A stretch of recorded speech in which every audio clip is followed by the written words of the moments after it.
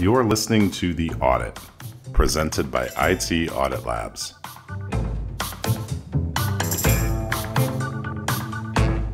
Welcome back to The Audit. I am joined here with the whole crew. We are in our third installment of Personal Information Security Protection in a Modern Era. If you joined us last week, Kyle, what did we talk about? Yeah, last week we talked about personal data protections as it applies to your personal messaging and emails. So we talked a lot about using an encrypted messenger, using an encrypted email service, and why using some of those free services might not be the best choice for your own personal data privacy out in the cloud. Kyle, did you know that a cat's nose print is as unique as a human's fingerprint? I did not know that. I was wondering where that was going to go. Oh my! So you could use that for your biometric unlock on your iPhone. A cat could use that, yes. For like, what would TikTok like privacy think about that? Getting a cat's nose. Well, we're going to get into that, aren't we? Oh, we are. Well, I don't know. It's a good. Yeah, we're getting into it. That's a good segue. So what are we talking about today? Today, we're going to be talking about web privacy and kind of browsing habits and things that you can do to protect yourself when you're browsing the web, as well as some kind of social media and, I guess, larger corporation, internet conglomerate privacy data and settings that you can set, and whether you're kind of content with the amount that they're collecting on you and how to see all the stuff that they may or may not have on you. Yeah. Sounds interesting. So to start, I know something that Eric and I both talk about a fair amount is to use a VPN when you're browsing. And I think if you listen to really any other podcast out there, they're going to tell you, get a VPN. Lots of your internet service providers, your cell providers, they're collecting data on your browsing habits and what you're doing. And so we always like to say, if you don't want those pieces of information just to be given over to the ISP or the cell carrier or whoever happens to be sending those packets along for you, is to use a reputable VPN service. I give this presentation to a lot of people who don't know a ton about technology. So I do like to just kind of talk about an analogy with what a VPN is and what it does. And the one I always use is, sending a book or sending War and Peace on postcards. If you were to send the postcard to a friend across the United States, wrote out as much as you could of the book on each postcard and sent each one in series to them. A postcard doesn't need an envelope, so the postal carrier, the person at the mailbox who picks it up, anyone on the route between you and the destination can see, the return address, where it's going, and then what's written on it. That's essentially how internet packets work in a nutshell. A VPN basically puts an envelope around that and gives you a middleman to work with where you write your data down, it goes into the envelope, so only you and the recipient are able to read it. And you use somebody in the middle to route that for you. So instead of sending it directly to your friend, you're sending it to a third party who then forwards it on to your friend, and only you and your friend know what's written on it. So in a nutshell, that's the analogy I use. I think it's somewhat apt, but we tend to recommend using a VPN for that reason. There's a few reputable options out there. I know I use Proton VPN, private internet access. I actually have subscriptions to both, depending on the use case and what I kind of need it for. They're all, and NordVPN is another one that I know of that people use. They're all pretty good cross-platform. They work on a lot of different platforms, Windows, iPhone, Mac, you name it. They don't store any logs. They encrypt your traffic. They make it more private as it's going across the internet. And then they give you a safe tunnel from which you can use that public Wi-Fi signal. One of the things on that, Kyle, that's interesting, you talk about being tracked, right? Or how you can protect your privacy to some extent if you use a VPN. And maybe it's another episode, but one of the things, one of the ways that you're tracked, as you mentioned, your ISP is with a super cookie, right? So with a regular cookie that's stored in your browser, and we could show that too, maybe later today, the ways to block cookies being stored in your browser or information that's coming from your browser, ways to block that. But the super cookie, you don't have any control of. That's injected by your ISP, and your ISP is building that essentially database of information on you that then could be sold to other third parties. So by using a VPN, you're essentially bypassing your ISP's ability to set those super cookies about you, because all they see is that encrypted tunnel. Yeah, exactly.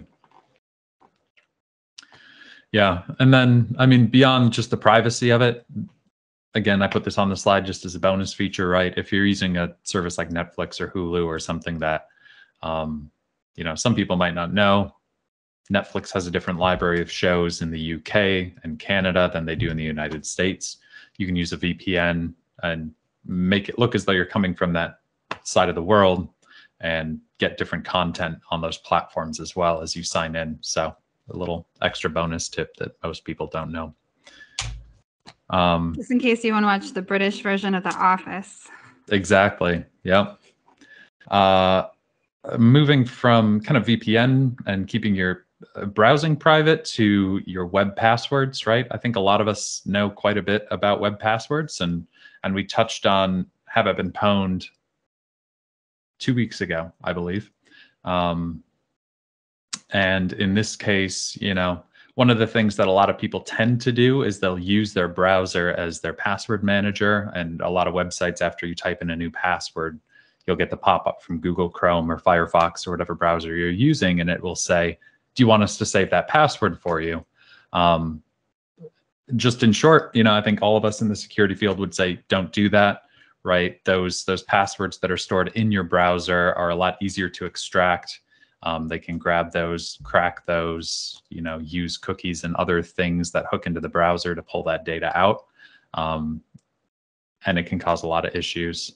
And if you use similar passwords or even the same password across sites, you know, that single breached password from storing it in your browser could lead to whole other problems. So, you know, step one we like to talk about, and we showed this off, is that Have I Been Pwned?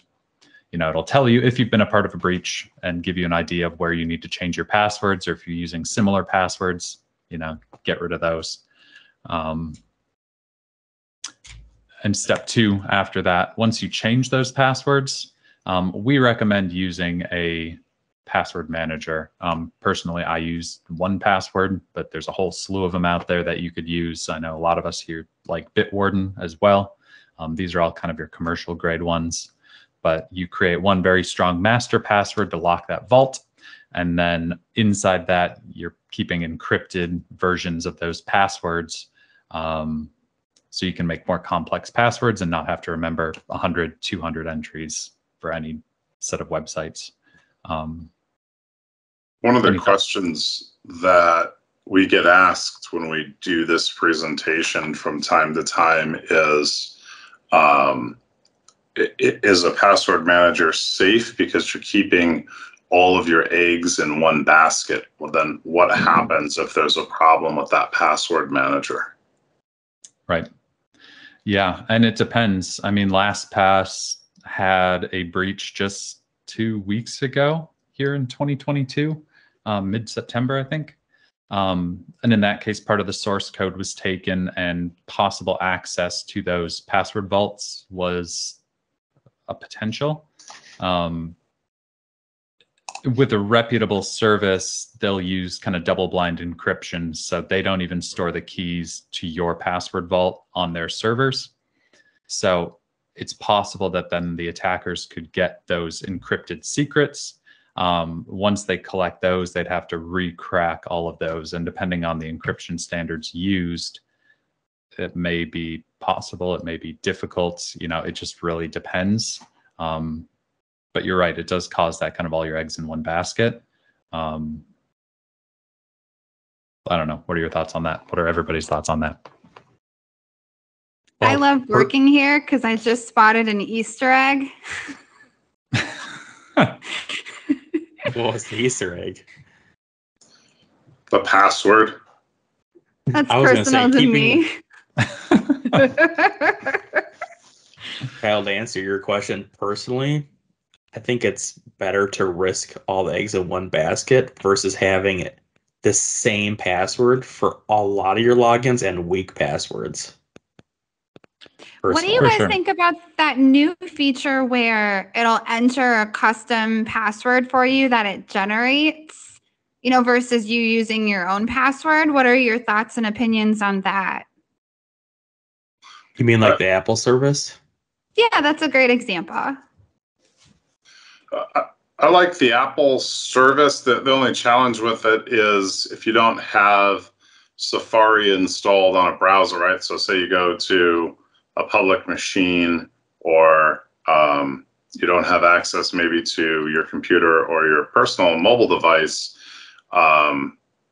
you don't have access then to those passwords. Whereas with a password manager like one of these here, or other password managers, that those keys are stored online. As long as you had access online, you could retrieve that password. So if you're at the library, www.bitwarden.com, you could log in and then get your login creds for whatever service you wanted to log into, versus the Safari one or the Apple one, which would require you to either have your device or access to your iCloud account so that you could then load those passwords. But I do think it's a great service that Apple is doing, and trying to make it easy for people to have complex passwords and an easy way to get them. Of course, you can, if you do have passwords that are stored there, you can download them and import them into another password manager like one of these. They are very complex.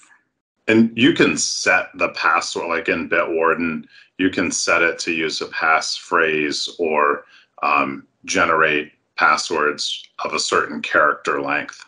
If you wanted 16 characters or whatever it was, and you can specify capitals or lowercase or numbers, or exclude certain alphanumeric characters. So it's pretty highly customizable from that perspective. Yeah, I agree. I think just the only downside to it is, for instance, I'll use like a randomly generated one for some of those more secure accounts. So say my bank account, it'll say, hey, you can have a password of, 15 to 64 characters. I'll say, sweet, I'm going to use 64 characters randomly generated.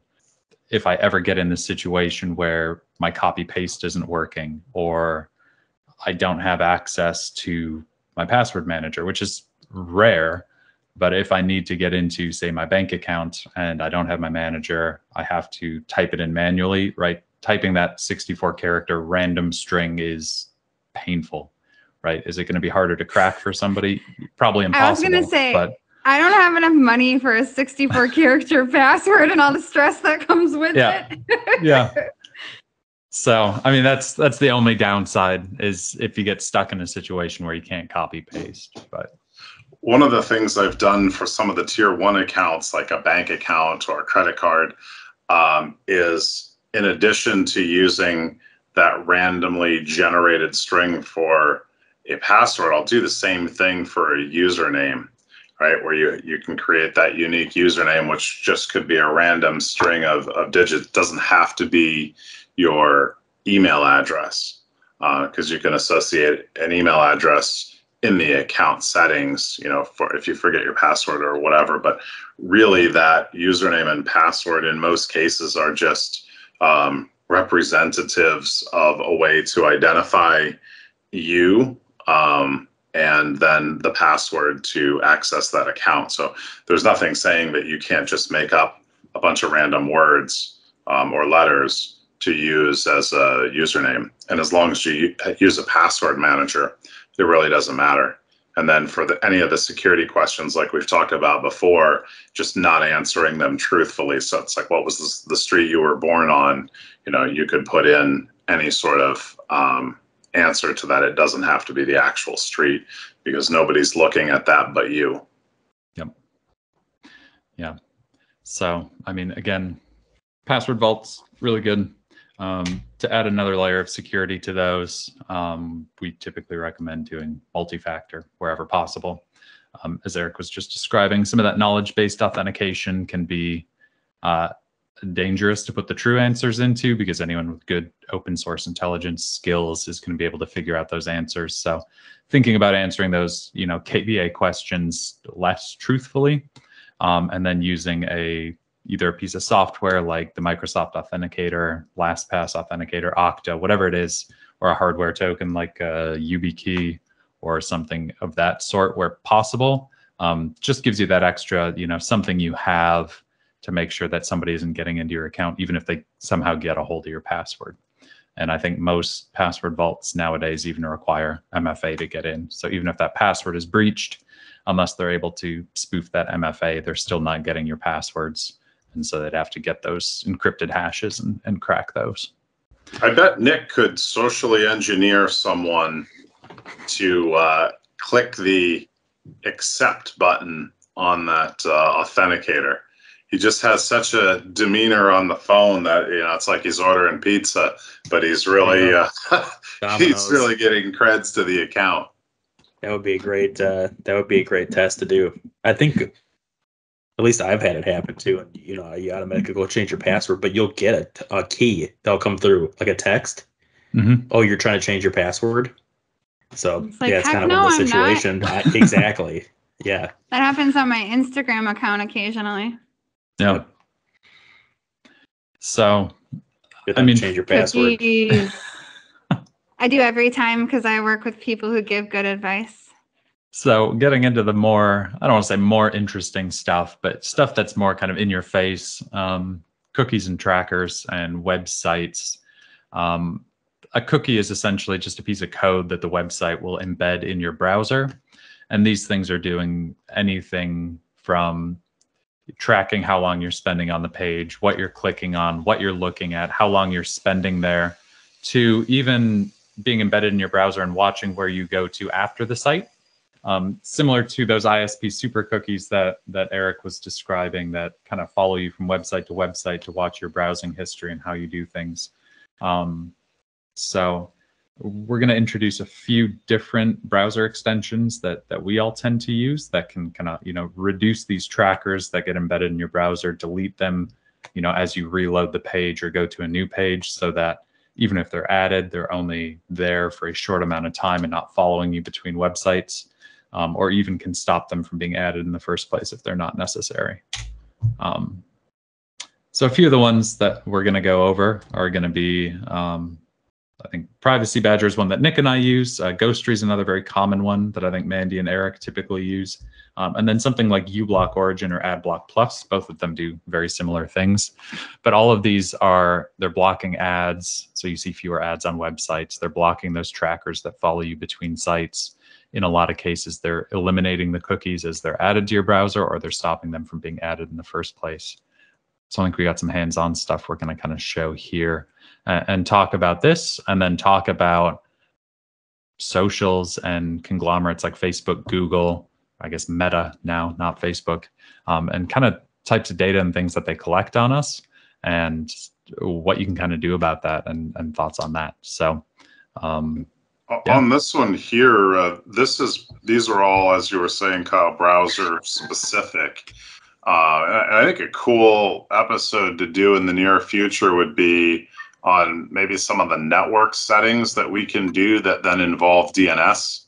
So how you can protect network wide in a home or a business setting.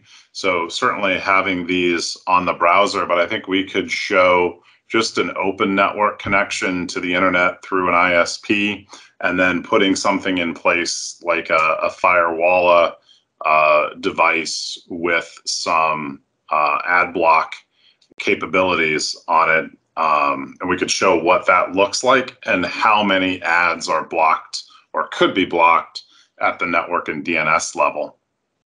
Yeah, totally. Are we ready to check it out? Sure. It's one of Nick's favorite websites. Let's Oh, see. cool.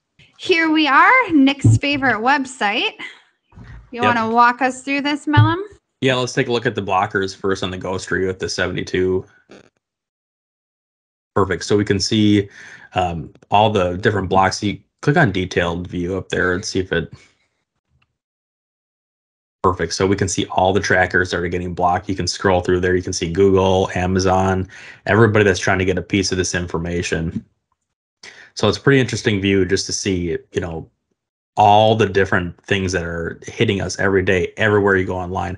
Obviously, TMZ is going to be worse than, most, but this is a really good example.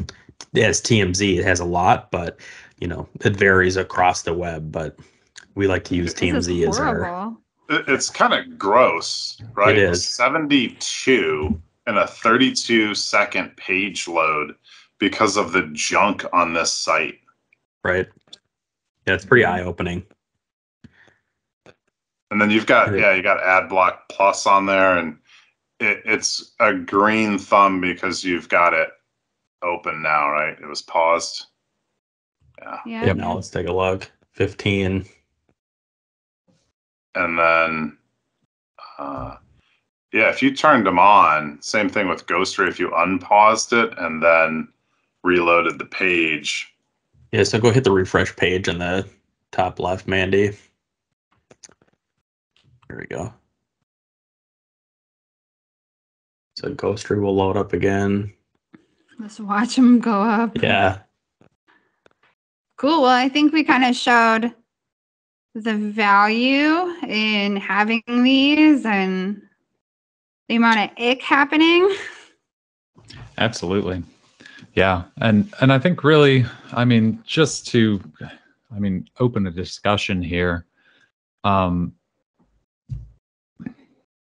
last piece I think we kind of have to talk about with web browsing is social media, and something that I think most everybody, at least in the US, is using and on in some capacity, whether it be Facebook or Twitter or Instagram or Snapchat or TikTok or, you name it.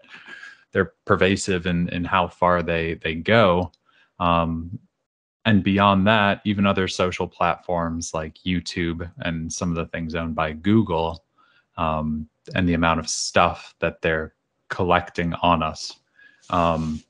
So I know Eric was looking at his Google profile and how many pieces of data they had on him, both for advertisements and location data, texting information, voice information, anything that feeds into the Google platform like YouTube, Google Pay.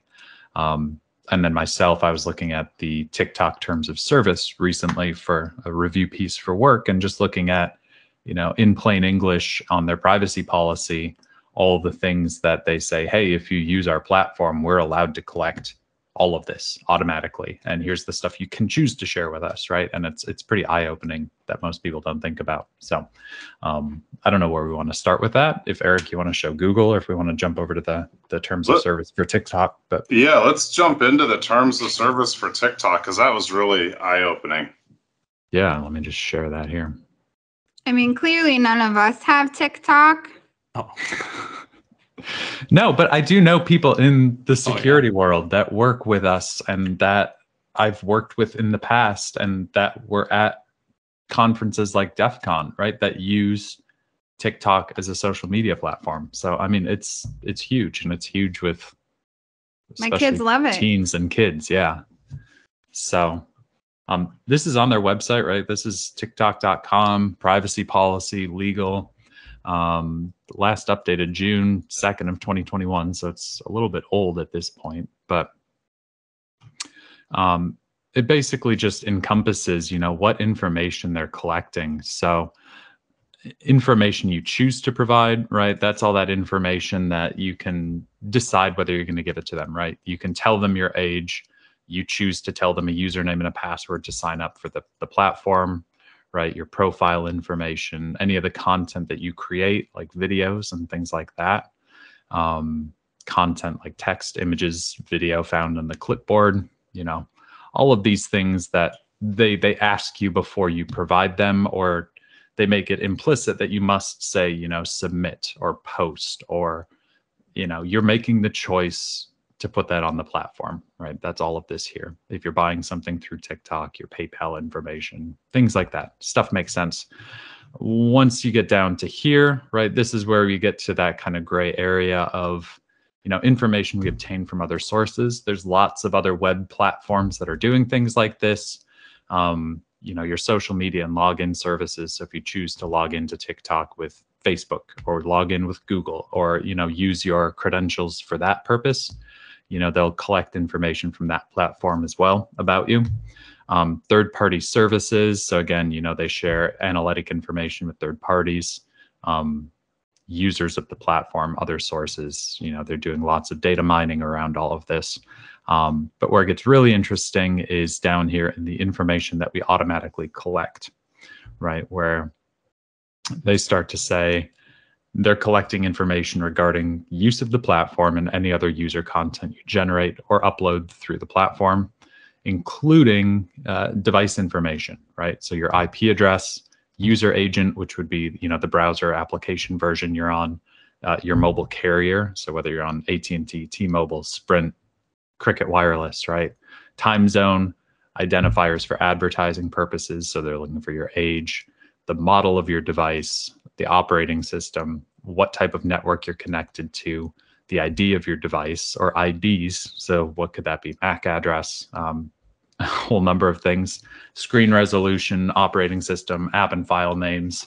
So other things you have installed, keystroke patterns or rhythms. So keyboard information and data, not limited to what you're just typing on TikTok, right? Battery state, audio settings, connected audio devices. I mean, it's everything. Location data up to, precise location, image and audio information. Yeah, it's literally everything off your phone. And this is like, when you watch TV and you see a commercial come up for some sort of medical medicine, some sort of medicine, and then it lists all of the side effects, right? All the horrible things it's going to make you feel. Yeah. And this is, if you just go back up to that keystroke information, right? So there's a company that was started here in Minnesota. I forget the name of the organization off the top of my head, but they were doing identity management based on keystrokes. So their claim to fame, and I recently just saw an ad for an organization that really took that concept and does continual re-authentication of an identity based on their typing pattern. So like, rather than just identifying you when you log into an application or a machine, they're continually re-identifying you through your keystroke patterns.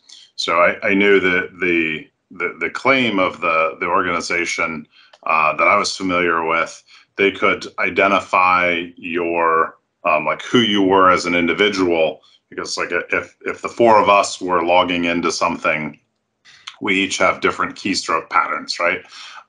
Even if we typed exactly the same amount of words per minute, how we do it is different. So they can identify the individual based on that. But if this is capturing keystroke patterns or rhythms, and this information here specifically with TikTok is going over to a nation state entity, right? This is TikTok's owned by ByteDance, which is a Beijing company.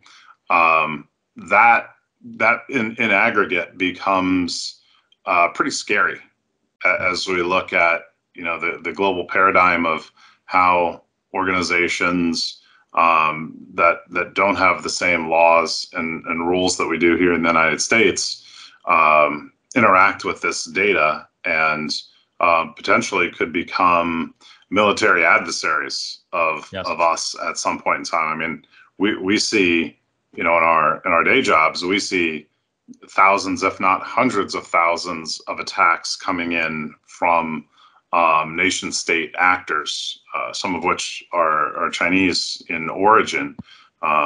So yeah, just digging into this, it kind of makes your skin crawl a little bit. Well, even down to the battery state. Yeah. That's ridiculous. And to Eric's point about this being, for nation state stuff, right? If we look at the audio and image information they're gathering, right? They're saying we're collecting stuff about the images and audio, like identifying objects, scenery, existence and location, an So image or basically a the face and a body pictures, feature. where you're taking them, who's in Who them. you are. Yeah, exactly. And we're doing this for special video effects or content moderation or demographic classification, right? Or non-personally identifying operations in quotation marks, right? And we may collect biometric identifiers and information as defined under US laws like face prints and voice prints from your user content, right? So, oh, hey, we're actually also gathering, an image of what your voice sounds like and your face, and we're just sticking those together, and now we own it, right? Now we know what you look like, what you sound like in all various... What you like to watch. How it can be used to create like a deep fake. Yeah, and where you took your videos, right? Where do you frequent? Where are you taking videos? And Who then are if they're you getting related to? Who do you hang out with? Where do you go? Yeah. Why don't you charge your phone more often? Yeah. Well, I think that, Maddie, with the battery state thing, I know like in China, the battery state they actually use as a part of like the loan process, because they're basically saying if you drain your battery all the way down, you're less likely to be eligible for a loan than somebody that might keep their phone. I can send you the article. It's in an article about stereotypes, about their credit score, about their credit usage program over there, and the battery state is a part of it. And I think that's why that's in here. I'd love to see that. I think what feels the grossest about this for me is kind of the demographic that it's targeting, which is preteens, teens, young adults. Yep. Not even knowing, because I think we talked about last time, like when you're born with the internet, it's just people don't get it, right? And so what they're going to do with that data in the future. Yeah. And I don't know, maybe I'm not the only one that's had this, but I bring stuff like this to friends who aren't necessarily in information security, right? I used to work a coaching job, coaching swimming, and we would sit down at a table after a swim meet, and I'd be like, oh, when you upload stuff to Facebook and when you go on this social media site, they're collecting all this stuff about you and they're building a profile. And most of the people I talk to are like, oh, gross. Like, don't tell me that. I don't want to know. Like, I don't care if they're doing it. I just want to be happy using Facebook, right? Like, does that happen to any of you? I was going to agree. That's every time I bring it up, they don't care. My wife uses TikTok. My sister loves TikTok. Everybody's using it, but I've brought that up multiple times about what we're looking at now. They just don't want to be bothered with it. They just want to have fun just whipping through TikToks.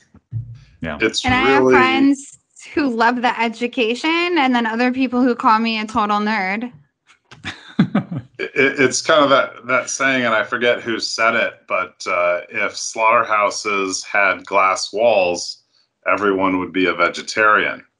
And it's the same euphemism here where, yeah, this is right out in the open on their website. Anybody can read it, but nobody really does. And those that do, it maybe is not as a deterrent as we would think it would be.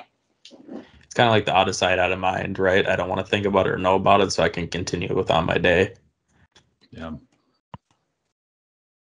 I once had somebody say to me, as Kyle, similar to you, where just talking with friends about password managers. And the person said to me, when we were talking about using a password manager, well, I don't really care if somebody gets into my Pizza Hut account.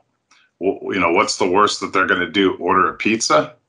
And using that as an excuse to not maintain separate credentials for different accounts that they log into. So I think we all face those things from time to time, but it really is a good question to ask, and at least for people to be thinking about, well, what are all the ramifications if someone did have access to your Pizza Hut account or your Subway account or whatever it was, and could access that account because you use the same credentials that were previously breached from another restaurateur. Next episode, we will conclude our series on personal information security in a modern era, talking about personal physical security and credit protection. So please join us again on the audit. Also, if you want to learn more, check out our website at www.itaudit.labs.com. We're also on socials. Thanks, guys. And Thanks, everyone. Mandy, will we have a new cat fact to see if Kyle knows? How about you own cat facts and cat jokes? I'm going to stick in the dad joke area. Yeah. I get them all from Nick, so. I get them from Nick's mom. IT Audit Labs assesses security risk and compliance. Our threat assessments find the soft spots before the bad guys do. Whether you are looking for a point solution or a broader security program, contact IT Audit Labs to reduce your organizational risk.